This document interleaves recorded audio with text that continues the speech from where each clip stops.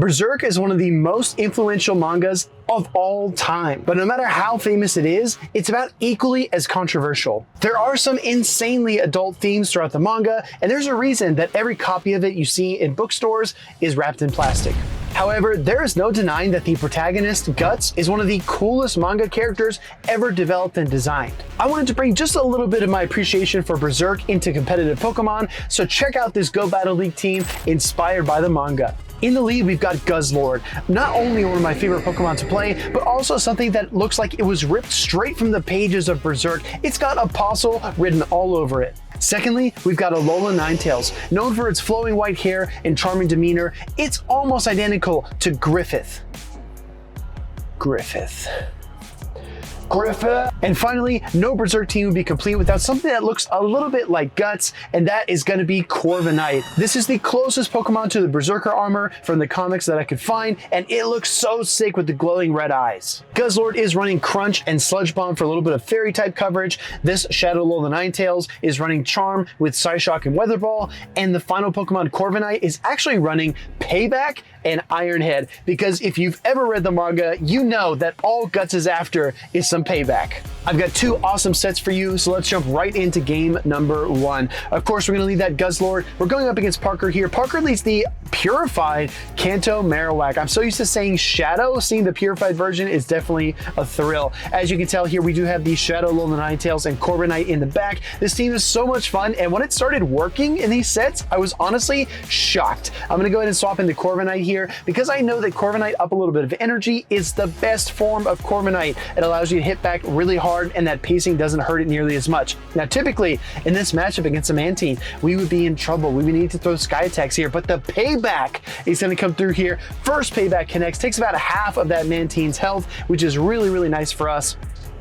Opponent is going to throw a charge attack. I assume this is Ice Beam, but not going to be a big deal. The Ice Beam does connect. It takes a decent amount. I'd say like 30 to 35% health from the Corviknight. I believe this is Aerial Ace, and my guess is correct. Even though I wobbled the screen there, I was spot on. Aerial Ace does connect. The second Payback going to go through here, and boom, that connects into Mantine, does take it down. Opponent comes in with the Marowak, but that extra energy that we got on the swap is going to allow us to get to this next Iron Head against this Pokemon, which does force a shield.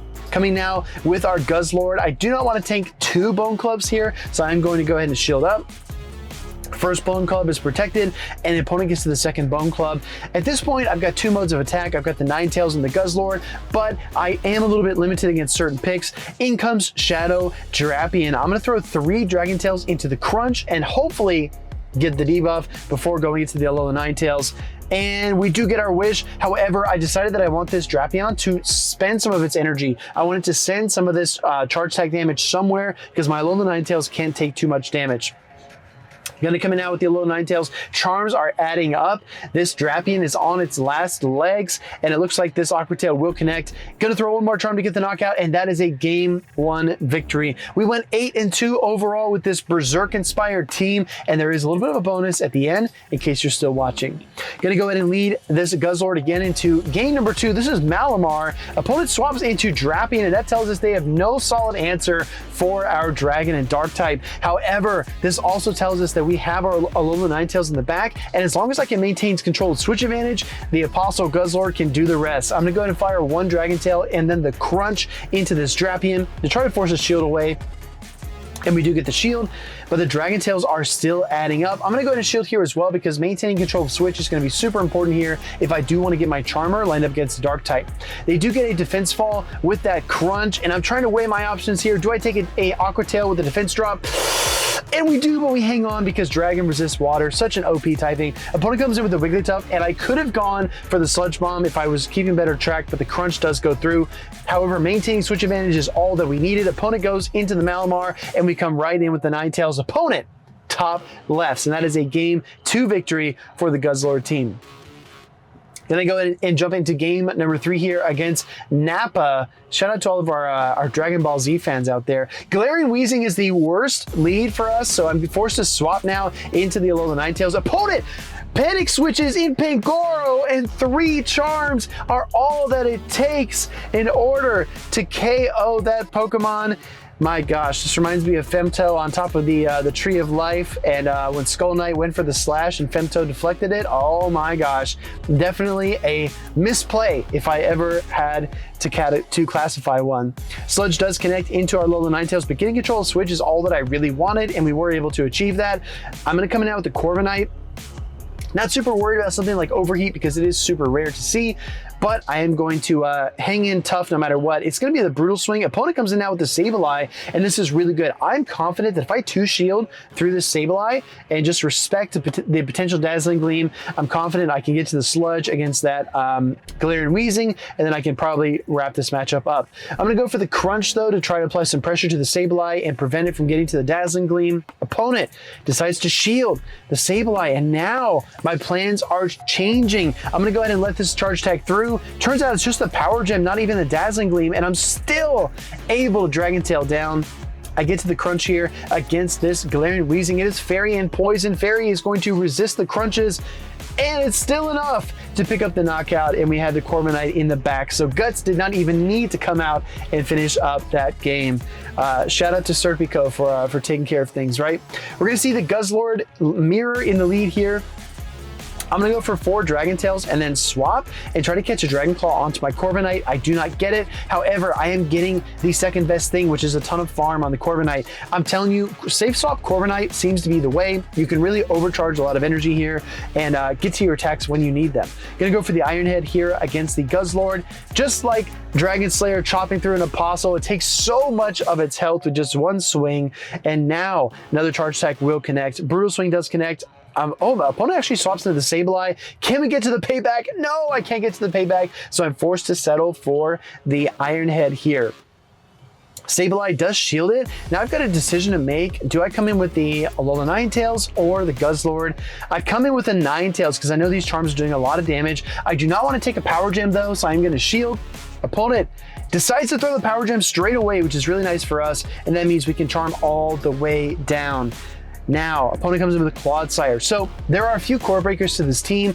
The 2 that I've identified as being the worst matchups are going to be number 1, Clodsire, number 2, Fortress. If you're seeing a lot of Clodsire and Fortress in your own gameplay, maybe the Berserk team is not for you.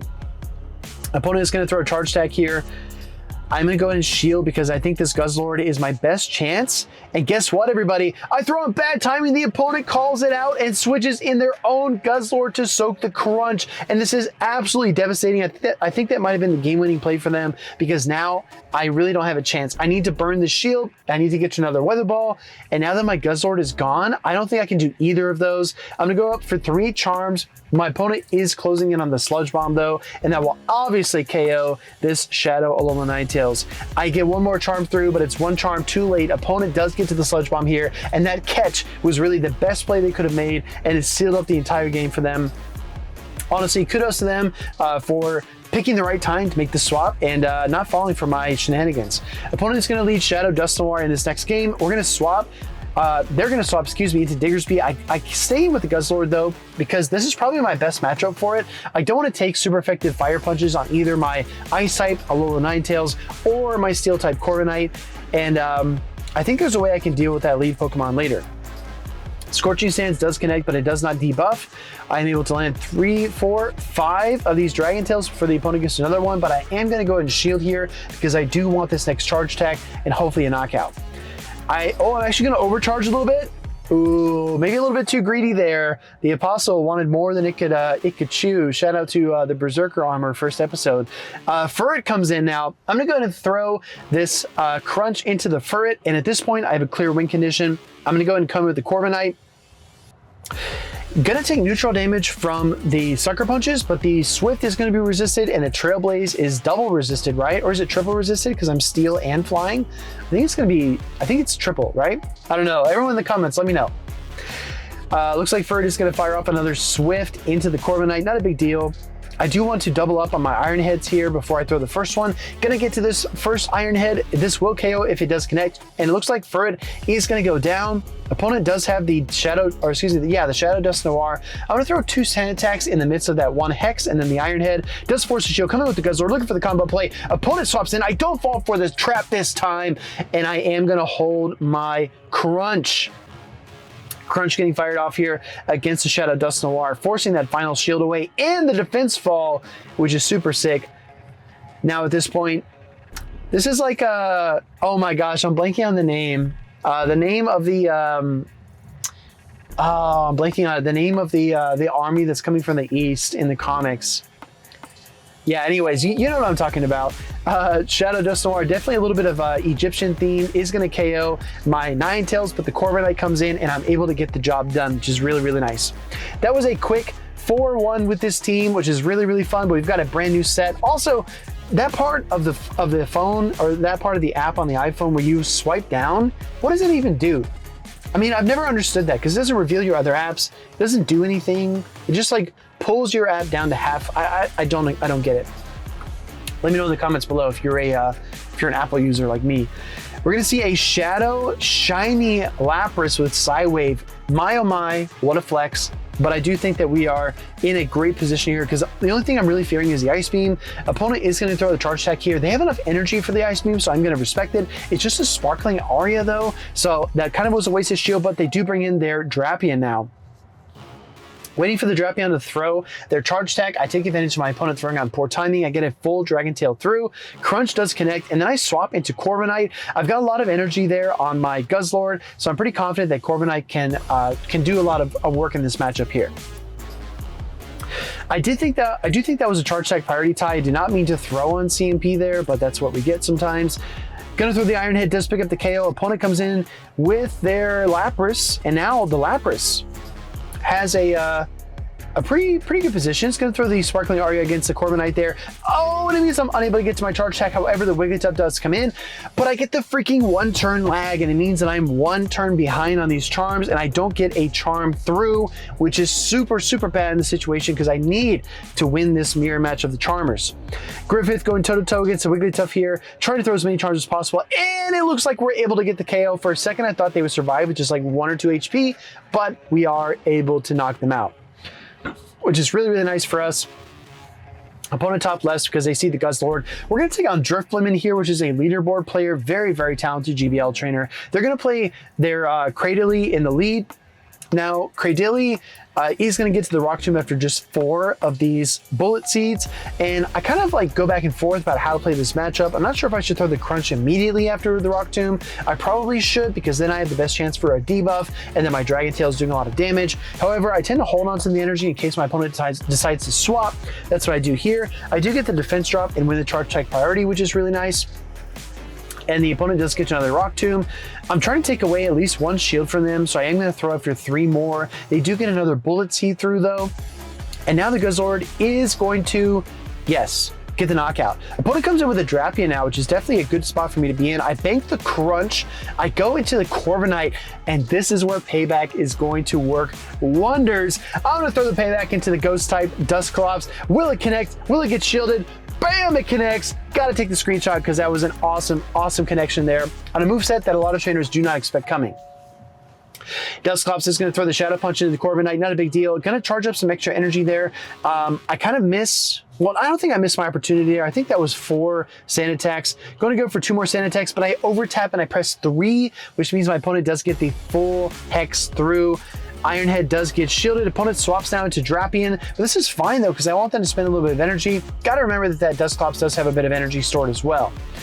Gonna come in out with the Ninetales, looking to apply some damage to the Drapion here. We get 3 crunches through. I'm gonna go ahead and shield because I do think the Ninetales is a really, really important aspect of my team here in terms of my win conditions. Kushan, they're called the Kushan. I just remember that.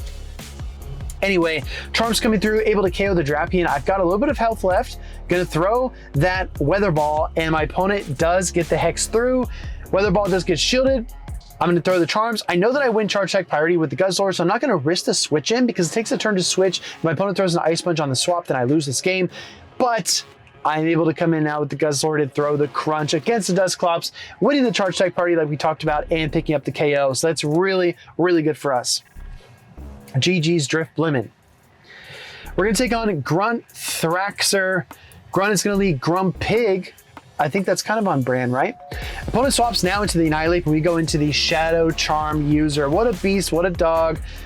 Griffith is the problem. I'm telling you, this charge attack will come through. It's gonna be the Rage Fist. I thought about shielding there because they only threw 7 counters, which is only enough for an Ice Punch, but I didn't want to take too much damage because I want to leave this Ninetales in against the Grumpig and get a shield back. I didn't want to get farmed down with the Ninetales because then I think I give my opponent too much leverage, so could have played that either way. Kind of debatable about what the best course of action would be, but I do like this play because now I get a ton of charms through and this Grumpig is deep into the red. Gonna come in out with the Corviknight because I don't want to take a super effective dynamic punch onto Guzzlord, so I'm going to absorb it. Guts is great at taking punishment, so we're going to take dynamic punches all day. The opponent comes in with Pangoro. This is tough. I mentioned two core breakers before in the Clodsire and the Fortress. Pangoro might be the third one. This Pokemon is tough. It's tough to deal with. Gonna throw the Crunch here into the Pangoro, which is actually the right way to say it, everybody. Note that. Now, my Dragon Tails are doing a lot of damage, but I don't think there's any hope for me. Guts comes in, doesn't even get the Sand Attack through, and you know what? I'm just going to concede here, live to fight another day. Close combat does connect, and Corviknight goes away. Next battle, we're going to take on Dingleberry more, and it looks like they're going to lead Wigglytuff. Awful lead for us, probably one of the worst leads we could ever see. I go into my own Charmer. Opponent comes in with the Grumpig, and now my plan is to 2-shield through this Grumpig and force alignment. I cannot give up alignment after I just saw Guzzlord versus Wigglytuff. No matter what, I cannot afford to cede control of positioning. Gonna go ahead and throw a Weather Ball here into the Grumpig to take away the first shield. Gonna try to apply a lot of damage with my charms, but it's looking tough, guys. I'm not sure if I can pull it off. Maybe. We're gonna find out. That charm did go through. Grumpig gets a dynamic punch, and it does get knocked out, which is huge. I do have my Weather Ball as well, and these game mechanics are so bad because I'm able to deny a charm, which means I get 2 charms against this Wigglytuff, which honestly, in all fairness, I should have only got 1. Coming out with the Corviknight, opponent swaps into the Hippopotas. Or excuse me, the Hippopowdon. I'm thinking of Desynced Ricardo when he played Hippopotas in that Great League practice tournament. But yeah, Scorching Sands does connect. This is a Sand Attack user, so your charge attack timing doesn't matter too much, but I do want to stay disciplined as much as I can. I do take away the final shield away from the Hippopotas. Hippowdon, again, I did it again. Hippowdon. And they throw the Weather Ball. Gonna come in with the Corviknight. My goal is to build to 2 Iron Heads, but I don't want to take too many of these Weather Balls, so I might actually throw sooner than I like. Weather Ball does connect. Oh, actually, wait, never mind. Wigglytuff comes in. It's gonna throw a Icy Wind here, presumably. I'm gonna get as close as I reasonably can to two Iron Heads here. And I think my opponent throws 4, 5 in their 5th charm, just in case they get to another Swift. I do throw the Iron Head here to try to pick up the knockout, and that puts me right on the dot for another Iron Head against this Hippowdon. Finally got it right, able to pick up the KO here, so very nice. I wonder when Guts is going to battle a corrupted Hippowdon or hippopotamus. Gosh, yeah, doing the different crossovers between the 2 IPs is really, really tough. Anyway, next battle, let's see what we've got. Opponent is Ellie 2K. They're gonna play Talonflame. Oh my gosh, I need to make sure that this Guzzlord handles the Talonflame because otherwise this could be a disaster for my back line of an Ice-type Ninetales and a Steel-type Corviknight. Guzzlord needs to put in some work here. I'm gonna shield no matter what. Brave Bird does get shielded up. Opponent comes in now with the Cradilly. And I'm gonna throw 3 Dragon Tails and then the Crunch, but I need to control switch advantage. That's super important here. I need to chip down this Cradilly or get the shield. I get the ladder, which could prove pivotal. Now, a lot of people forget that Rock is actually weak to Steel. I guess Steel breaks up rocks, so it kind of makes sense. So I'm gonna send in the Corviknight here and throw the Iron Head into this Cradilly. It does a lot of super effective damage, actually, a lot more than I thought. So maybe Iron Head is actually pretty good on this Pokemon. Second Rock Tomb does connect, so I'm now double debuffed. Opponent is closing in on another attack, and I don't think I win the charge attack priority. I think it's really close, so I don't risk it. I'm just gonna go ahead and shield a second time and try to go for the full, Sand Attack down, which we're able to get. I expect the Talonflame to come out. I'm gonna swap into Guzzlord now. A swap for 1 turn, a Dragon Tail for 3 turns, and then throwing the Crunch on turn 5 at the end of the Incinerate. I'm doing a lot of damage here with my Dragon Tails. Opponent is presumably going to throw the Brave Bird. If they throw the Fly, then I'm going to pick up the KO regardless.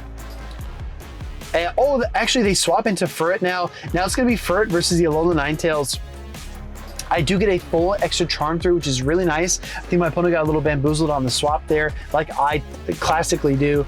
Gonna go ahead and throw the Weather Ball here because I don't want to risk my opponent getting to a Swift. Oh, it's close to picking up the knockout. Guess what though? We can swap. Gonna send in Guts with the Dragon Slayer and throw this payback into the Talonflame. We didn't have a vendetta against Talonflame. We hate another bird, and it's called the Falcon. And we are definitely going to blast it there with the payback. So very, very satisfying. Absolutely satisfying to see that. And hopefully we get a satisfying ending to the manga as well. Getting closer and closer to Veteran. I know a lot of trainers are already ahead of me, but I do like to have a good time and take it easy. So we'll see how the rest of the season goes, but I'm in no rush. If you enjoyed the video, if you enjoyed this crossover, let me know down in the comments below if I should do more anime crossovers or if I should stop doing this entirely. Either way, love to hear your opinions, and I'll see you in the next one.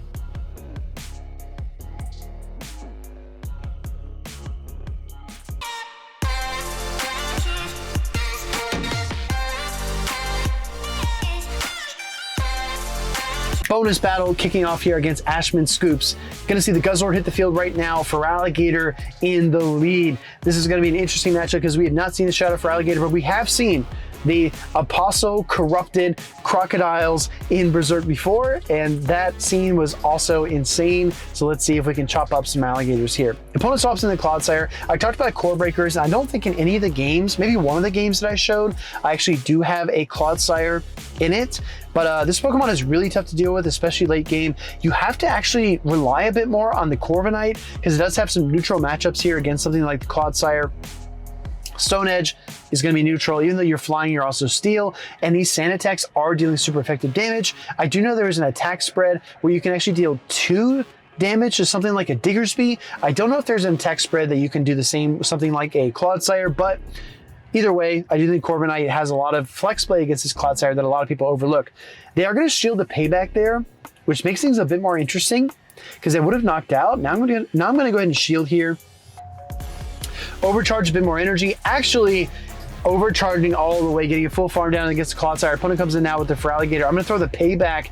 Likely my opponent will shield since they saw the payback earlier, and they do. Coming out with the Guzzlord. I'm one Dragon Tail away. Opponent swaps now into the Annihilate, and this matchup just got really interesting. Crunch does connect. No defense drop occurs, but I got enough health to deal a lot of damage in the meantime. Opponent is going to be forced to throw here. If this is Rage Fist, I do survive it. And I do, but I don't have the crunch. So I'm forced to get KO'd there, unable to get to my next charge attack. Opposing Annihilate is probably 2 charms away. I bring in the Ninetales, and I'm able to charm down. However, that Feraligatr is very close to the Hydro Cannon, which means I'm gonna need to shield. Can't switch to the Corviknight, so it looks like the Alolan Ninetales is gonna go down here. That does connect. Swapping now to the Corviknight, getting to the Iron Head or the payback. Only 4 Shadow Claws, so I'm able to pace the payback here and pick up a knockout against a Feraligatr. Let's go. Awesome, awesome gameplay. Again, I love when a theme team comes together and it's more than a meme. So again, if you enjoyed this video, let me know down in the comments below. Shout out to Berserk, and I hope to see you in the next one.